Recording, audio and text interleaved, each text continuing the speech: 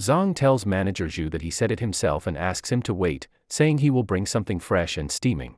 He takes out his credit card and says that he is not there to rent or buy a house but to buy land. As others hear this, they wonder what he means by buying land, question whether he even knows how much it costs, and remark that they have never heard of anyone buying land before, while some assume he must be a tycoon and that this is what true wealth looks like. Ning, impressed, politely guides him and says she will walk him through the details. Manager Zhu, seeing him move forward with Ning, grits his teeth and says that anyone can talk big and that they should see if he can actually pay the bills. Afterwards, Ning gives him the pamphlet and tells him that those are the plots currently available, and asks him to take a look while she explains. Zhang refuses and says there is no need to go through all that, adding that he will just state what he needs and asking her to let him know if anything matches. He describes that he wants something near mountains and water, preferably with flowing water and good road access, ideally with a factory or a large building. She appears confused and says she needs to think, but manager Zhu interrupts and asks whether the plot in the East District matches his requirements. Ning asks if he means the plot near Tea Leaf City and explains that it is a mess with unfinished factory buildings and unresolved issues, and says they cannot sell that plot. Manager Zhu arrogantly remarks that the broke man is making ridiculous demands and has come to cause trouble rather than buy anything. Zhang asks Ning whether the East District property has everything he requested. She replies that it does, but explains that the factories there are abandoned because the contractor left midway through the project. While looking at the pamphlet, Zhang thinks that it is a prime location that perfectly fits his needs, that it would be easy to defend with fencing, and that the half-built factory would save him time and money. He returns the papers and says he will take it, asking if they can sign and close the deal immediately. Ning, shocked, asks if he is serious about buying the abandoned factory lot. He confirms and says they should sign the contract and finalize the payment, mockingly adding that he knows someone who is waiting to dig into a steaming pile of filth. Afterwards, manager Zhu holds the bill slip with trembling hands and says it cannot be real, expressing disbelief that someone is paying millions for such land. Zhang pats his shoulder and arrogantly says that the payment is done and that it is showtime, telling him to put on a good show.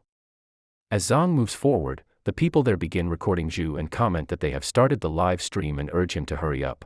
Meanwhile, Zhang checks the system mission, which requires him to own a piece of land and stock a full year of supplies. After leaving the real estate building, he wonders if he has spent the entire dowry on the property and now needs to make money and gather supplies. Li Shuzong passes by, recognizes Zhang, and wonders what he is doing there.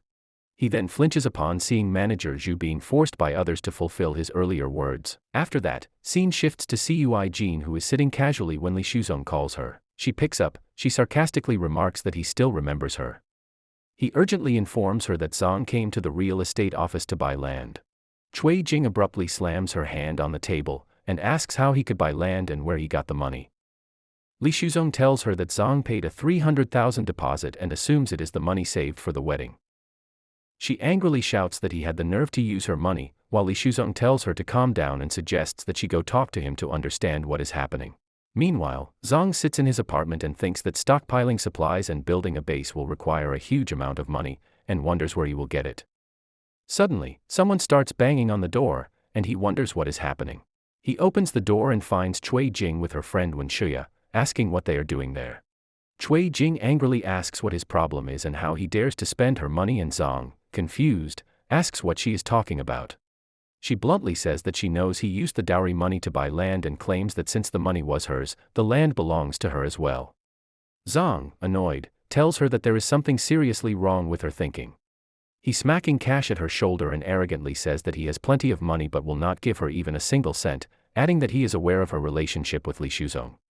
She grits her teeth and internally questions how he knows about them. When Shuya tries to calm the situation by saying it is just a misunderstanding and that it is a lover's quarrel, but Zhang dismisses this, saying there is no misunderstanding, that Cui Jing is not his girlfriend, and accuses her of being involved with that older man. He then slams the door in their faces and tells them to leave, saying that even looking at them angers him. Cui Jing, shocked, mutters that it is impossible and wonders how he found out, thinking that they had always been careful. In the elevator, when Shuya questions her, saying this is serious, and asks why she did not give her a heads up, pointing out that she is actually involved with Li Shuzong. Cui Jing dismisses it, saying it was only a few hotel visits and nothing more. When Shuya says they are at a disadvantage now and suggests going home to figure out their next move. As they step out of the elevator, when Shuya internally plans to trap Zhang and thinks that since Cui Jing has failed with Li Shuzong, she should not blame her for making a move, justifying it as something best friends do. Later, At the factory location, Zhang wonders how long the renovation will take and the foreman, Mr. Li, estimates everything and tells Han that it will take time. He then asks Zhang what kind of enemies he is facing. Zhang tells him not to ask too many questions and instead asks whether the work can be completed within a month and at what cost. Mr. Li replies that it is impossible to finish everything within a month. Zhang bluntly says that if he cannot do it, he will find someone else. Mr. Li responds that workers have lives too, and Zhang questions whether a foreman without conscience is needed. Mr. Li laughs awkwardly and clarifies that they would need more money. Zhang asks him to name the amount, and Mr. Li indicates that to complete it within a month, they would need to push workers hard and require a significant sum.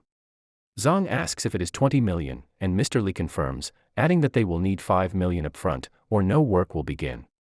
Zhang agrees and says he will transfer the money within a week, and tells him to start assembling the crew. Seeing Mr. Li's hesitation, Zhang reassures him that he will not default and says that if he fails to pay, the land can be kept. At that moment, when Shuya arrives at the location and calls for Zhang, she then playfully grabs Zhang's arm and he flinches, asks what she is doing there.